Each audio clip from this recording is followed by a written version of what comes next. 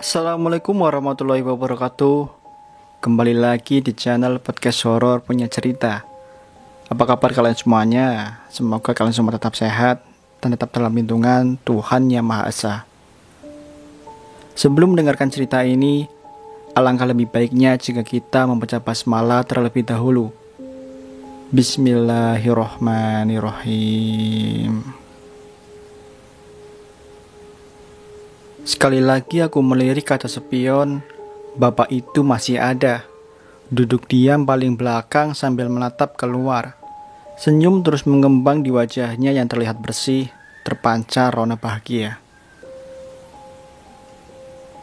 Di sebelah bapak itu ada seorang ibu dan anak lelakinya.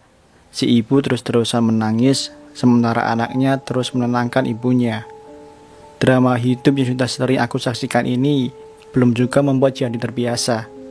Melihat dan mendengar orang yang sedang dalam kesedihan karena salah satu anggota keluarganya terbaring kritis, tetap membuat hati dan perasaanku bergetar juga. Aku jadi ikut sedih. Selalu begitu. Sementara Doni, perawat yang ikut dalam penjemputan, terdengar masih terus memberi perawatan kepada pasien yang tengah terbaring. Jalanan Jakarta tergolong sepi, tentu saja karena masih jam 2 pagi. Sebentar lagi sampai, rumah sakit hanya tinggal beberapa ratus meter lagi jaraknya. Ingin cepat-cepat sampai saja rasanya. Suara sirine terus memekak telinga, mengiringi ambulan yang sedang aku kemudikan melaju dengan kecepatan tinggi. Perempuan muda, usia 20-an tahun, parasnya cantik, rambut panjangnya tergerai sampai bahu. Dia duduk di depan, di sebelahku, sejak dari rumahnya tadi tempat aku menjemput. Dia sepertinya adalah adik laki-laki yang duduk di belakang, sama seperti ibunya. Air mata perempuan ini terus mengalir sepanjang perjalanan, walau sama sekali aku gak mendengar suaranya. Akhirnya, gerbang rumah sakit sudah kelihatan. Aku lalu mengurangi kecepatan, ambulan aku bawa masuk ke gerbang. Ketika kami sudah benar-benar sampai, gedung UGD menjadi tujuan. Aku menghentikan kendaraan di depan pintu UGD, lalu dengan sigap beberapa perawat membuka pintu belakang untuk mengeluarkan pasien. Aku terus memperhatikan semuanya. Tapi, ada yang aneh. Kenapa aku gak melihat bapak yang duduk paling belakang tadi? Bapak yang selalu memperhatikan keluar, bapak yang ketika aku lihat selalu sedang tersenyum. Bapak itu gak kelihatan. Dia kemana? Sama. Perempuan yang duduk di kursi depan juga gak kelihatan lagi. Padahal aku gak melihatnya turun kendaraan. Mungkin sudah turun, tapi aku gak lihat. Begitu pikirku dalam hati. Ya udah, gak berpikir lebih jauh lagi.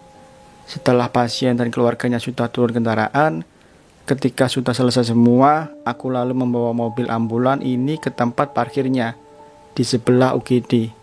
Di saat-saat seperti inilah waktunya buat aku untuk beristirahat. Setelah cukup lelah berkendara dengan kecepatan tinggi, tugasku sudah selesai. Hanya bisa berharap kalau pasien yang tadi aku antar bisa diselamatkan dan sembuh.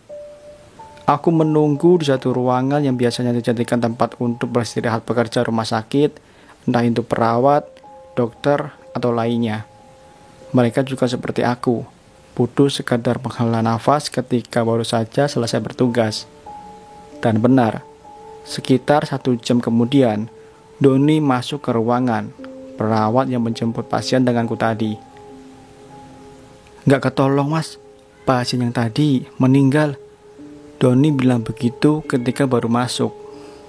Innalillahi. Aku pun sedih mendengarnya. Tadi saya ngobrol sama anak laki-lakinya. Sepeninggal almarhum ayahnya, sekarang hanya tinggal dia dan ibunya saja. Lanjut Doni. Tinggal berdua. Kan masih ada bapak sama adiknya yang ikut kita tadi. Ucapku sedikit protes. Mas Doni gimana sih? Yang meninggal itu bapaknya. Sedangkan adiknya sudah meninggal juga 2 tahun yang lalu. Sakit katanya. Kan tadi ada bapak-bapak di belakang bareng kamu, Don. Bareng pemuda laki-laki, ibunya, dan adik perempuannya yang duduk di depan. Mas, tadi itu Saya di belakang cuma bareng anak laki-laki pasien dan ibunya saja. Nggak ada bapak-bapak. Lah terus, bapak yang duduk paling belakang itu siapa? Berkumis, agak gemuk, rambut sedikit ikal. Ah, Mas Anto halu nih. Yang digambarin itu kok mirip dengan pasien yang meninggal tadi. Beneran Mas, tadi saya cuma bertiga di belakang mendampingi pasien. Terus, yang duduk di depan, sebelah saya siapa? Perempuan muda cantik, tanyaku lagi. Sepanjang jalan tadi, nggak ada orang yang duduk di depan Mas. Mas Anto duduk sendirian, kami semua di belakang. Nggak ada yang duduk di depan selain Mas Anto. Begitu Doni bilang, dan dia sama sekali nggak bercanda.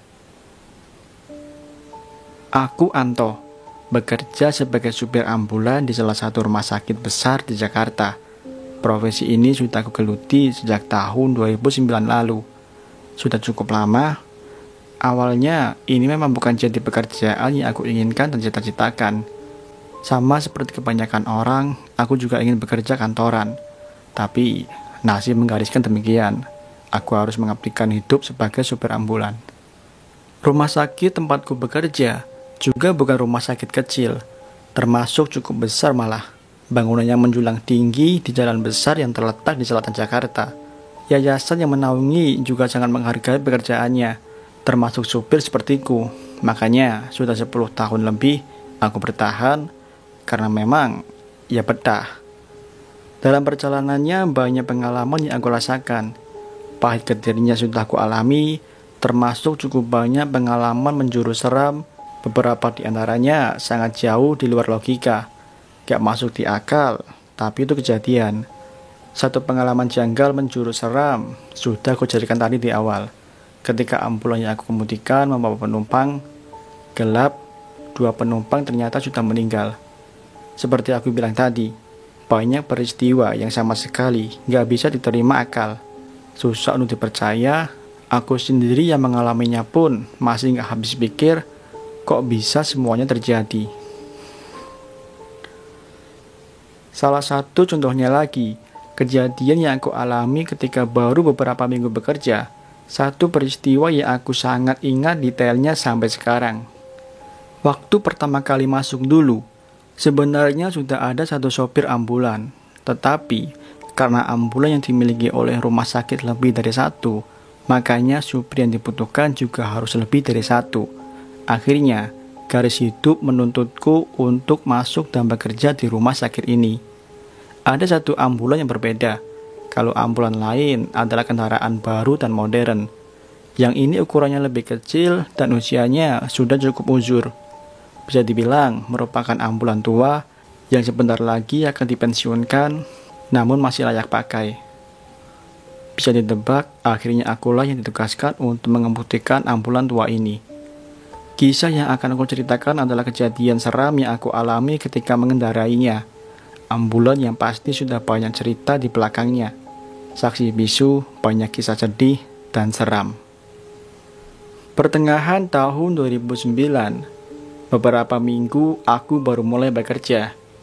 Semuanya berawal ketika aku ditugaskan untuk mengantar pasien menuju rumahnya di daerah Purwakarta, Jawa Barat. Entah apa alasannya waktu itu, gak banyak tanya, aku langsung menjalankan tugas yang diberikan. Masih melekat dalam ingatan, waktu itu hari Kamis, aku harus menuju Purwakarta pada sore menjelang malam, berbarengan dengan padat kendaraan karena jam pulang kantor. Benar saja, selepas maghrib aku terjebak dalam kemacetan jalan tol Jakarta Cikampek. Volume kendaraan sangat tinggi, gak mampu ditembus walaupun terang-terangan yang aku kemudikan adalah ambulan. Kami tetap saja tersendat karena kendaraan lain seperti enggan untuk memberi jalan. Untung saja pasien yang aku antar pulang ini kondisinya gak kritis, jadinya gak berkurang bebanku berkendara. Singkat cerita, setelah menerobos padatnya jalan Jakarta Cikampek, sekitar jam 9 malam, kami sudah keluar dari tol dan mulai memasuki jalan biasa. Tadinya aku pikir setelah keluar tol, gak akan lama lagi akan sampai tujuan. Tapi salah. Ternyata, kami masih harus menempuh sekitar 1 jam lagi perjalanan ke arah Subang. Cukup jauh lah. Tapi akhirnya, Perjalanan sampai di ujung juga, sekitar jam setengah 11 kami sampai di rumah pasien. Aku yang ditemani oleh satu orang perawat, Irawan, membantu pasien untuk turun dari ambulan bersama keluarganya. Lega rasanya ketika tugas sudah selesai ditunaikan. Setelah kami diajak untuk makan dan minum terlebih dahulu, jam 11 aku dan Irawan kembali pulang menuju Jakarta.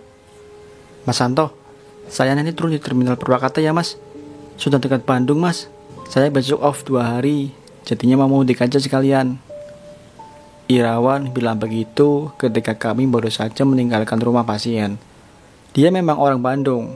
Orang tuanya tinggal di Kota Kembang, makanya memutuskan untuk sekalian pulang karena sudah sampai di Purwakarta yang lebih dekat ke Bandung. Oh gitu. Ya udah mas, sekalian mudik ya.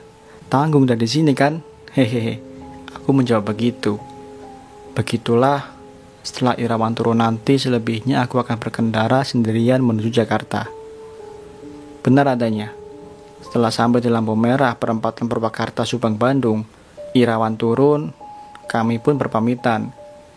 Setelahnya aku terus melaju masuk jalan tol menuju Jakarta.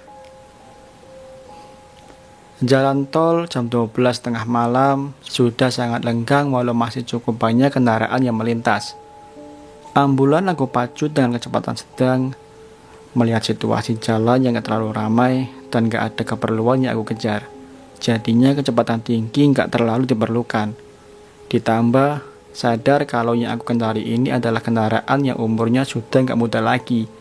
Daripada nantinya terjadi kerusakan lebih, aku menjalankannya dengan kecepatan normal.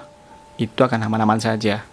Dan benar, awalnya aman, tapi ketika mulai memasuki sepertiga perjalanan sesuatu mulai terjadi. Sesekali aku merasakan kalau mobil sepertinya kehilangan tenaga. Pedal gas yang aku injak tidak memberikan efek untuk melaju. Tapi sebentar kemudian mesin kembali normal. Hal ini berlangsung beberapa kali, aku jadi mulai was-was. Kenapa sih ini mobil? Gumamku dalam hati. Kemudian mulai berdoa, semoga mobil dapat terus melaju sampai nanti di tujuan. Terus aku berdoa sepanjang jalan, tapi ternyata takdir berkehendak lain. Di kilometer 40, akhirnya mesin berhenti total. Untunglah aku masih sempat mengarahkan mobil ke bahu jalan sebelum mesin benar-benar mati. Lewat tengah malam itu, aku terjebak di tengah jalan tol dengan mobil mogok. Untungnya, aku masih termasuk orang yang mengerti tentang mesin kendaraan, jadinya masih percaya diri untuk memeriksa kerusakan kenapa mesin sampai mati. Di pinggir jalan itu, aku mencoba mencari tahu sumber kerusakannya. Tapi aneh, entah sudah berapa kali aku memeriksa dan memperhatikan mesin mobil, tapi nggak melihat ada kerusakan. Semuanya normal. Sampai akhirnya menyerah, di titik ini aku mencoba menghubungi Pak Ruslan. Beliau adalah sopir seniorku. Dia juga sebelumnya mengendarai mobil ini. Halo Pak Ruslan, maaf Pak mengganggu. Saya mau minta tolong. Aku bilang begitu ketika percakapan sudah dimulai. Iya, ada apa dok? Pak Ruslan menjawab di ujung telepon. Kemudian aku menceritakan semua yang sedang aku alami, tapi di tengah percakapan Pak Ruslan mengeluarkan pertanyaan yang menurutku agak aneh. Dok, ini sampean lagi di mana? Tanya Pak Ruslan dengan nada logat Jawa kentalnya. Saya lagi di pinggir jalan tol pak. Emang kenapa? Aku menjawab dengan pertanyaan. Kok saya dengar ada orang yang sedang berdoa ya? Banyak orang? Atau kamu sedang dekat tempat ibadah? Gak ada pak. Ini saya benar-benar di pinggir tol. Gak ada orang berdoa. Seperti itu percakapanku. Oh gitu. Maaf, saya gak bisa bantu apa-apa. Lebih baik kamu tunggu mobil derek aja. Lebih baik kamu tunggu mobil derek aja. Kalau memang mobil mogok total. Begitu katanya. Ada orang berdoa. Kok aneh? Tapi ya sudahlah, aku mengabaikan omongan Pak Ruslan itu. Beliau juga gak bisa membantu, gak ada jalan lain nih. Aku akan menghubungi nomor darurat jalan tol. Tapi sebelum menelpon, iseng aku mencoba memutar kunci mobil sekali lagi. Mencoba menghidupkan mesin. Sambil berdoa, aku melakukannya. Ternyata mesin pun hidup. Menyala dengan normal. seperti nggak pernah ada kerusakan sebelumnya. Nggak buang-buang waktu, aku langsung tancap gas. Aku terus memacu mobil menuju rumah sakit. Aku pacu dengan kecepatan cukup tinggi supaya cepat sampai. Tapi, ketika persis sebelum aku masuk ke tol Jor Lingkar luar Jakarta, ponselku berdering. Ternyata istriku yang menelpon. "Halo, Papa di mana? Kok belum pulang juga, Pak?" Begitu istriku bilang. "Masih di jalan, Mah. Tapi sebentar lagi sampai kok. Ini udah di tol Jor." "Papa sama siapa di mobil? Kok ada suara orang berdoa? Ada pasien kah?" Aku kaget mendengarnya, karena istriku menanyakan hal yang sama dengan pertanyaan Pak Ruslan tadi. "Orang berdoa? Nggak ada, Mah. Ini Papa sendirian." "Ya sudah, udah dulu ya. Nanti Papa langsung pulang begitu sampai rumah sakit." Orang berdoa. Kok istriku dan Pak Ruslan bilang kalau mereka mendengar ada orang yang berdoa di dekatku? Padahal aku benar-benar sedang sendirian. Sudahlah. Mungkin ada gangguan dengan ponselku. Gak berpikir macam-macam, aku terus melaju. Aku terus meluncur menembus lenggangnya jalan tol. Hal aneh berikutnya terjadi ketika aku sedang melintas di depan terminal Kampung Rambutan. Kira-kira setengah jam menuju rumah sakit. Tiba-tiba, sayup aku mendengar ada orang yang sedang berdoa. Bukan satu, tapi beberapa orang. Awalnya aku pikir suara dari luar, tapi ternyata aku salah. Suara orang berdoa itu asalnya dari dalam kendaraan, di bagian belakang mobil. Sontak bulu kuduk berdiri, aku merinding. Suara doa itu semakin lama semakin jelas terdengar. Tadinya aku gak berani untuk melirik kaca spion. Aku takut kalau ada pemandangan seram terlihat di belakang. Sementara itu, suara orang-orang itu semakin jelas terdengar. Entah apa yang ada di pikiranku. Akhirnya rasa penasaran memaksaku untuk melihat kaca spion. Saat itulah aku melihat semuanya. Di belakang, aku melihat ada beberapa orang sedang duduk di kursi memanjang kanan kiri.